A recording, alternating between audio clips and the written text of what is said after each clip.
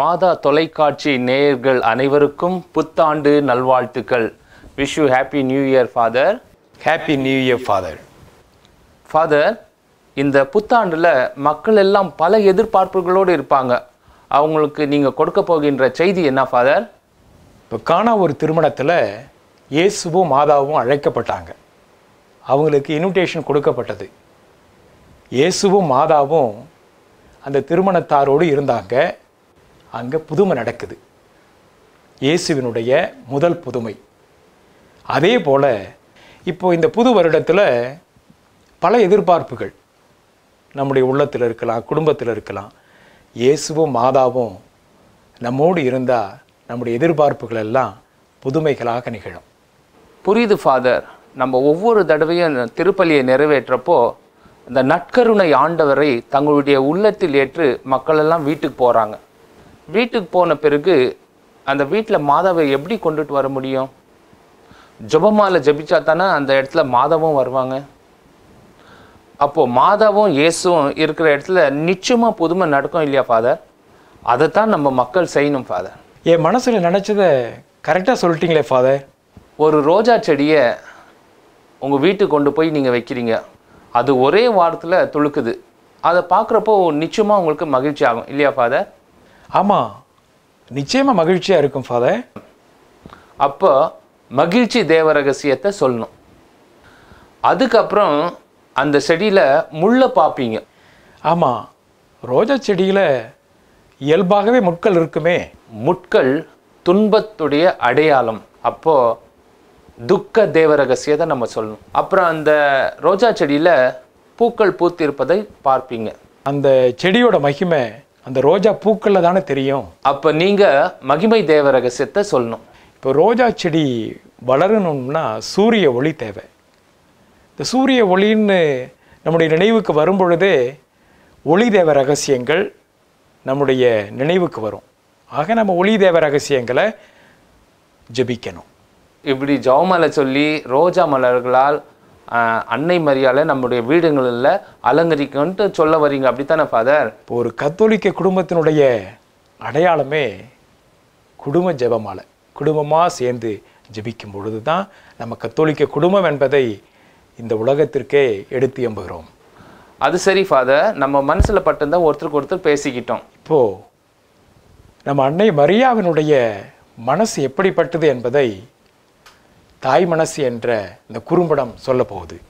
Beschi கலை தொடர்பகம் குடந்தை மரம் மாவட்டத்திலிருந்து இதோ உங்களுக்காக.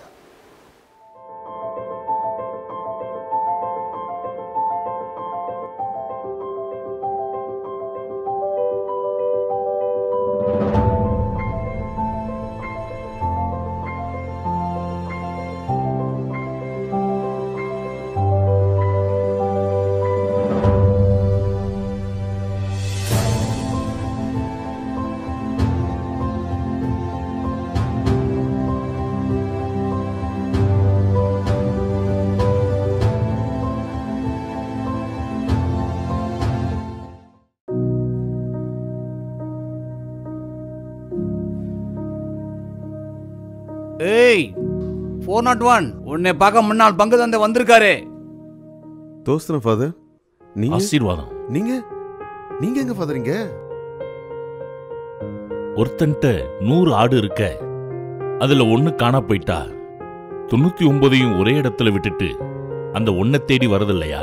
அதே மாதிரி தான் நானு உங்களை தேடி வந்திருக்கேன். ரொம்ப நன்றி. இப்போ நீங்க எந்த பங்குல ஃபாதர் இருக்கீங்க? நாச்சியார்புரம். அங்கதான் நான் பங்கு சாமியாரா இருக்கேன். நீங்க எங்க பங்குல இருந்தப்ப ஒரு நட கூட நான் உங்களை பார்க்க வரல. ஆனா நீங்க என்ன பார்க்க வந்திருக்கீங்க. யார்கிட்ட விசுவாசமா இருந்தனோ அவங்க ஒரு தடவை கூட என்ன பார்க்க வரல ஃபாதர். ஒரு தடவை கூட என்ன பார்க்க வரல. ஒரு ஆயனுக்கு தன்னுடைய ஆடுகளை நல்லா தெரியும். இப்ப சொல்லுங்க, நீங்க எதுக்காக இந்த சிறைச்சாலைக்கு வந்தீங்க? என்ன நடந்துச்சு?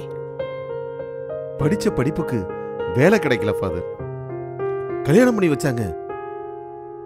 என் மனைவி 2 பசங்களை கொடுத்துட்டு அவளும் போய் சேர்ந்துட்டா. அப்பதான் ஃபாதர் மன்னார்பட்டின்ற ஊர்ல செபாஸ்டியனுங்கிறவரோட அறிமுகம் கிடைச்சிச்சு. என் பசங்களை கூட்டிட்டு அவனை பார்க்க போயிருந்தேன். அவன் ஒரு கிறிஸ்தவன். செபாஸ்டியன்ங்கிற பேர்ல பாச மட்டும் எடுத்துக்கிட்டு நான் தான் உங்களுக்கெல்லாம் பாசுன்னு சொன்னான். கூட நிக்கிறது, ஆளை தூக்குறது, அடிதடி. அவன் கூட்டத்துல என்னையும் ஒரு ஆளா வச்சுக்கிட்டான் ஃபாதர். வருமானம் நல்லா தான் வந்துச்சு. செய்யற தொழில் தப்பா இருந்தாலும் ஒரு அப்பாவா என் பசங்களுக்கு நான் செய்யறது சரின்னு என் மனசாட்சி சொன்னுச்சு. நானும் பாசும் சேர்ந்து அடியாட்களோட என் பசங்க படிக்கிற ஸ்கூல்லயே கை வைக்க போனோம். அடிக்காதீங்க. இந்த அநியாயத்தை கேட்க யாருமே இல்லையா? ரொம்ப அடம் பிடிக்கிறான் பாஸ். யோ பெருசு, இருக்க போறத கொஞ்ச நாள். உனக்கும் வயசாயிடுச்சு. யோ உனக்கு ஏன் இந்த ஸ்கூலு? யோ ஸ்கூலை வச்சு சம்பாதிச்சதெல்லாம் போதும். கையெழுத்த போட்டுட்டு போவியா? பெருசா வீரவசனம் பேசுற, உத வாங்கிட்டு இருக்கியே. ஸ்கூல் வச்சிருக்கிறது சம்பாதிக்கிறதுக்கு இல்ல, ஏழை பிள்ளைங்க வாழ்க்கையில ஒளியேற்றுறதுக்கு. யோ பெருசா ஏழைய கண்டான் பாரா. அப்ப நாங்க யாரு? விளக்கேத்துறது போதும், மரியாதையா கையெழுத்து போட்டுட்டு உன் விளக்கணையாம பாத்துக்க. அதுதான் உனக்கு நல்லது. அதான் உன் குடும்ப விளக்கு. அதான் உன் பொண்டாட்டி, பிள்ளைங்க, பேர குழந்தைங்க எல்லா விளக்கையும் அணைக்க போறேன். அப்படியெல்லாம் செஞ்சிடாதீங்க. என் குடும்பத்தை ஒன்றும் பண்ணிடாதீங்க. நான் கையெழுத்து போட்டுறேன். நான் கையெழுத்து போட்டுறேன். பத்திரம் போடு, கையெழுத்த. நீங்க உங்க வாழ்க்கையில அவர்கிட்ட எப்படி போய் சேர்ந்தீங்கிறத சொன்னீங்க. ஆனா இந்த சிறைக்கு எப்படி வந்தீங்கிறத நீங்க சொல்லலையே. அத கொஞ்சம் விரிவா சொல்லுங்க. சொல்றேன் ஃபாதர், சொல்றேன். அன்னைக்கு ஒரு நாள்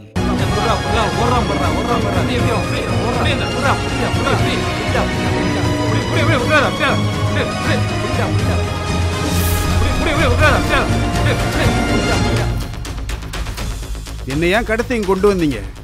ஏய், கவர்மெண்டே விவசாயத்தை ஆதரிக்கிறப்ப நீ மட்டும் ஏன் ஆதரிக்க மாட்டேங்கிற? எனக்கு புரியல. நீங்க என்ன சொல்றீங்க? உனக்கு இருக்கிற 10 ஏக்கர் நிலத்தை விவசாயம் பண்ண தான் கேட்குறோம். என்னமோ தரமாட்டான்னு சொன்னியாம்ல? மரியாதையா 10 ஏக்கர் நிலத்துக்கு 10,000 ரூபாய் பணத்தை வாங்கிக்கிட்டு பத்திரத்துல கையெழுத்து போட்டுட்டு பத்திரமா வீட்டுக்கு போற வழியை பாரு. நீங்க பேசுறது ஒன்றும் சரியில்லை. நான் கையெழுத்து போட மாட்டேன். இப்போ நீ கையெழுத்து போடலன்னா நீ சாப்பிட்றதுக்கும் உன் பிள்ளைங்களை கொஞ்சறதுக்கும், ஏன் நீ கையெழுத்து போடுறதுக்கும் உனக்கு கை இருக்காது. நாம வச்சுக்க. எங்க பாஸ் இவ்வளவு நேரம் பொறுமையா யாருக்கிட்ட பேசுனது கிடையாது. மரியாதையா கையெழுத்து போடு. கையெழுத்து போட முடியாது. என்ன? கையெழுத்து போட முடியாதா?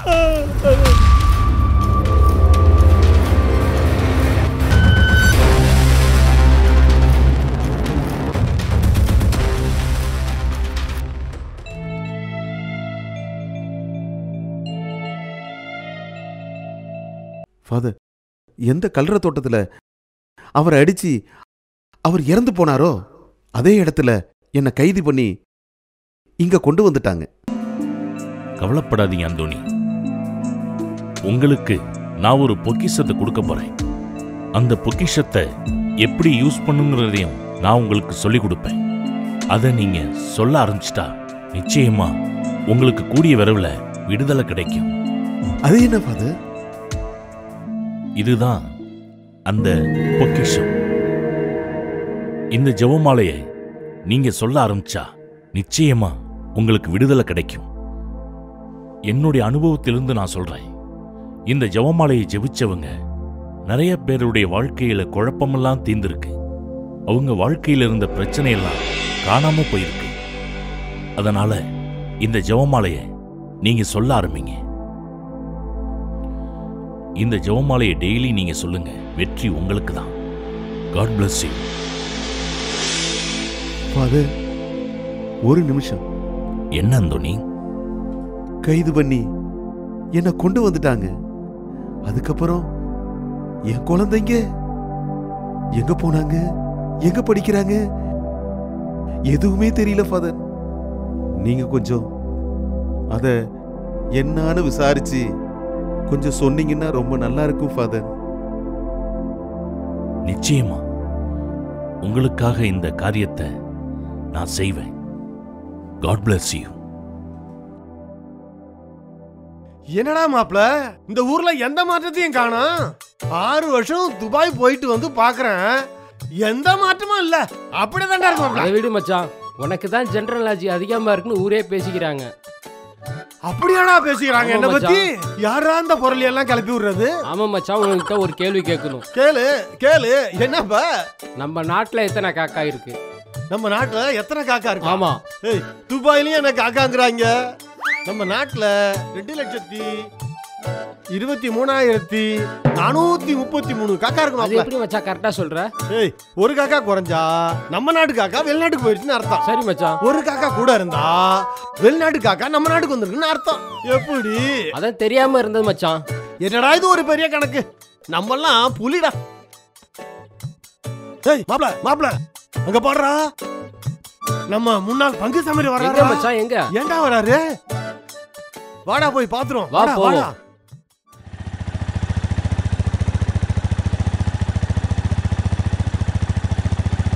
தோஸ்திரம் ஃபாதர். ஆசீர்வாதம், எப்படி இருக்கீங்க? நல்லா இருக்கும் ஃபாதர். இந்த பங்குல அந்தோனின்னு ஒருத்தர், அவர் சிறைச்சாலையில் இருக்கிறாரே, அவருடைய பிள்ளைங்க எங்க இருக்கிறாங்கன்னு உங்களுக்கு தெரியுமா? நீங்க போறதுக்குள்ள இருட்டிருமே.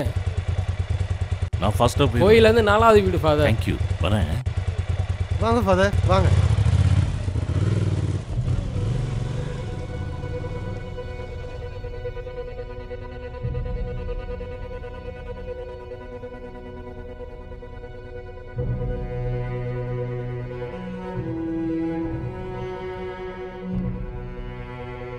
சார் சார்,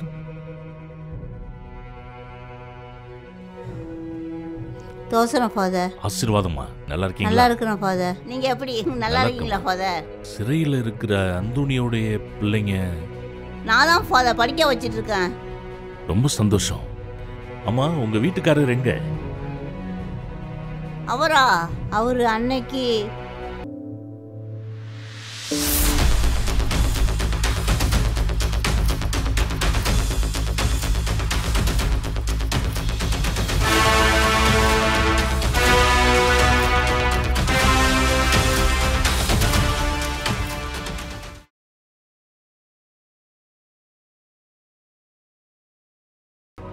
சிறையில் இருக்கிற அந்தோனி, அவரு தான் எங்கள் வீட்டுக்காரர். கீழே தள்ளி விட்டு மண்டையில் அடிபட்டு அவர் இறந்துட்டாரு ஃபாதர்.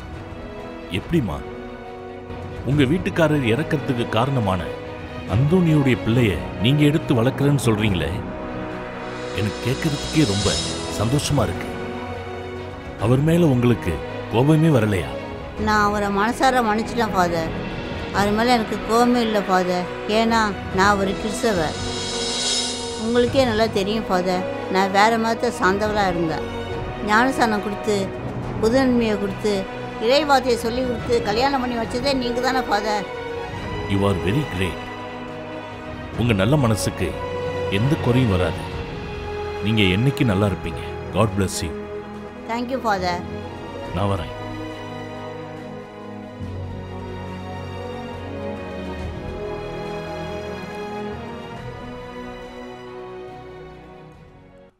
அந்தோனி, நீங்க யாரை கீழே தள்ளி விட்டு அவர் இறந்து போனாரோ, அவருடைய மனைவி தான் உங்க 2 பிள்ளைகளையும் எடுத்து படிக்க வச்சு வளர்த்துக்கிட்டு இருக்காங்க.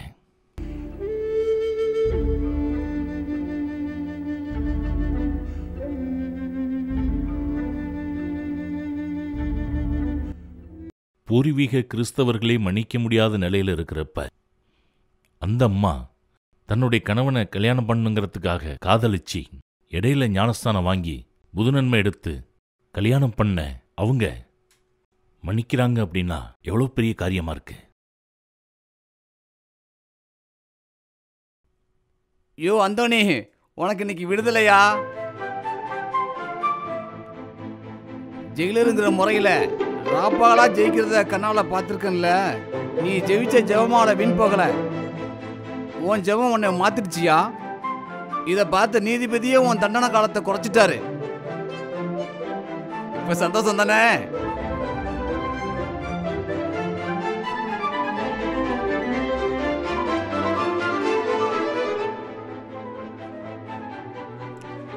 அம்மா அம்மா அம்மா ஏய் செல்லங்களா வாங்கடா வாங்கடா வாங்கடா வாங்கடா குட்டிங்களா நல்லா இருக்கீங்களாடா நல்லா இருக்கீங்களாடா நல்லா இருக்கீங்களாடா என்னையும் தம்பியும் நல்லா பார்த்துக்கிட்டாங்கப்பா இந்த அம்மா.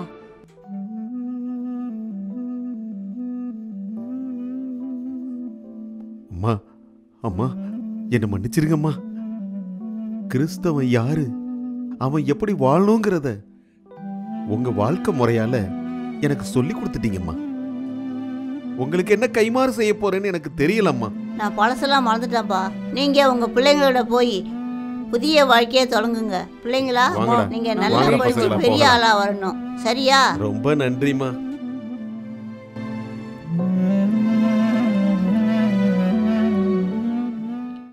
என்ன அந்தோணி ஜெயில இருந்து ரிலீஸ் ஆகி வந்துட்ட பிள்ளைக்கு பாசா எப்ப வந்து பார்க்க போற? பாசா? எனக்கு யார் பாசு? எனக்கு இயேசுவும் மாதாவும் தான் பாசு. என்ன அந்தோணி ஆளே மாறிட்ட? நான் மாறிட்டேன், ஆண்டவருடைய பிள்ளையா. ஆமா, நீ எப்ப மாற போற?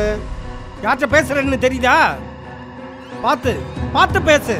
கூட வேலை செஞ்சவனுக்கு ஆபத்துன்னு வரும்போது கூட வராம அத்து விட்டுட்டு ஓடன ஒரு புறம்போக்கு கிட்ட பேசிக்கிட்டு இருக்கேன்னு எனக்கு நல்லாவே தெரியுது.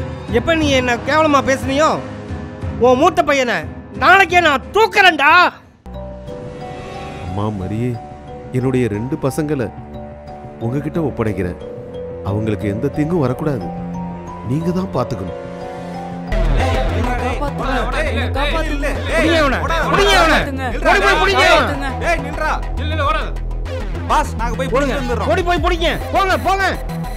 காப்பாத்துங்க, என்ன காப்பாத்துங்க, என்ன காப்பாத்துங்க, என்ன காப்பாத்துங்க.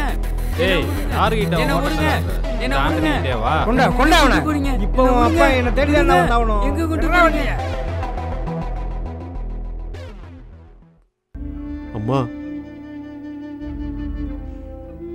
என் பையனை சொன்ன மாதிரியே கடத்திட்டாங்க.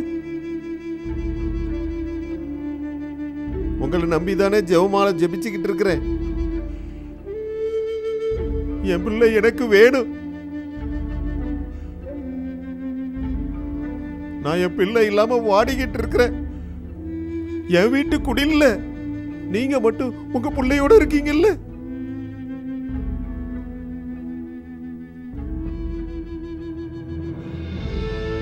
அம்மா அம்மா, என் பிள்ளைய என்கிட்ட கொடுக்கிற வரைக்கும் உங்க பிள்ளைய நான் உங்ககிட்ட கொடுக்க மாட்டேன். இது என் ஜெபம்.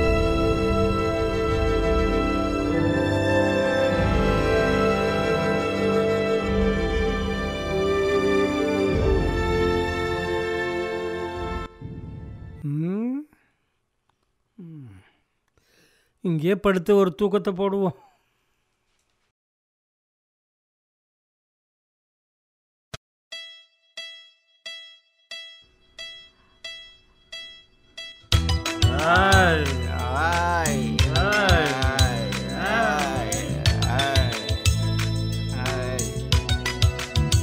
மச்சி ஊர்காங்க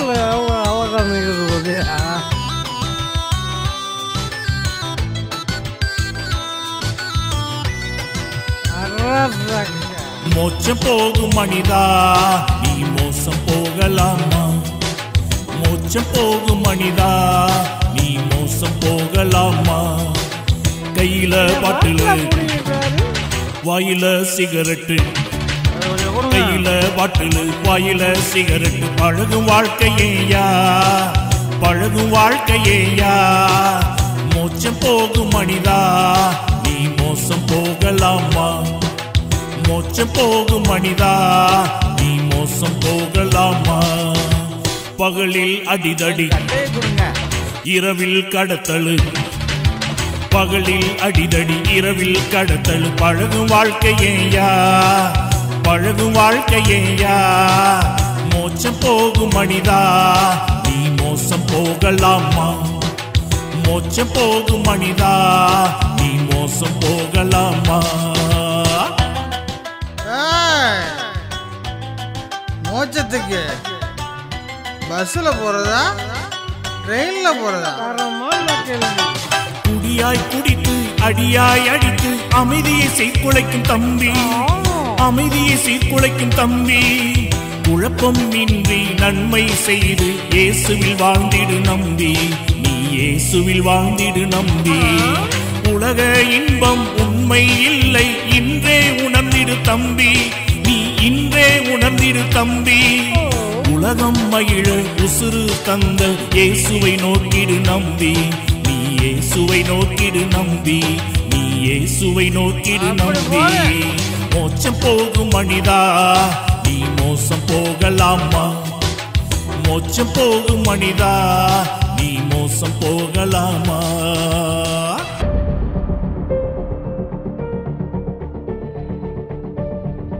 பயப்படாதீர்கள், நான் உங்களை துன்பப்படுத்த மாட்டேன். என் அருகில் வாருங்கள். மேன்மை மிக்கவரே, எங்கிருந்து வருகின்றீர்கள்?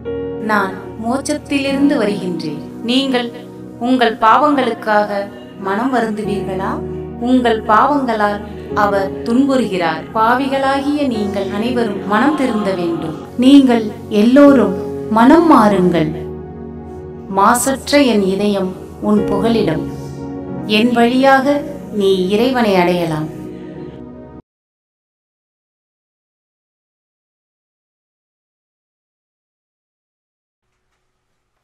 ஏய், இங்க வாங்கப்பா, வாங்க. ஏன் பாஸ், ஏன் பாஸ்?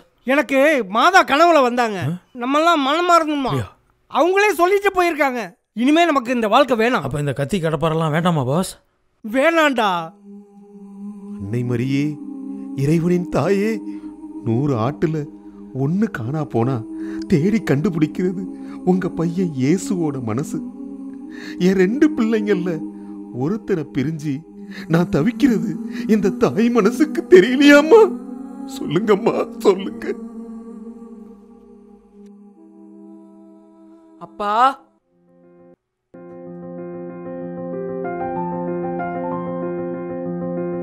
என் ஜெபம் வீண் போகல. என் பையன் கிடைச்சிட்டான். மரியே வாழ்க, மரியே வாழ்க, மரியே வாழ்க.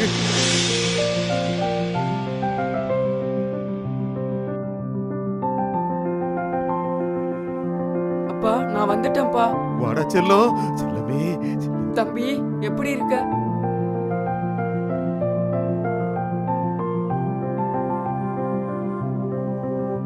அந்தோனி, என்ன மன்னிச்சரியா? இயேசு மாதாவும் உனக்கு மட்டும் பாஸ் இல்லை, இனிமே எங்க எல்லாருக்கும் தான். ஆமா, புது வருஷம், புது வாழ்க்கை. நம்மளை பார்த்து பூரிப்பு அடைகிற மனசு யாருதுன்னு தெரியுமா? இறைவனுக்கும் நமக்கும் தாயாக இருக்கும் அன்னை மரியாளின் மனசு. அதுதான் நம்ம தாய் மனசு. அம்மா, என் குழந்தைய என்னகிட்ட பத்திரமா ஒப்படைச்சிட்டீங்க. அதே போல உங்க குழந்தைய நான் உங்ககிட்ட பத்திரமா ஒப்படைச்சிட்டம்மா.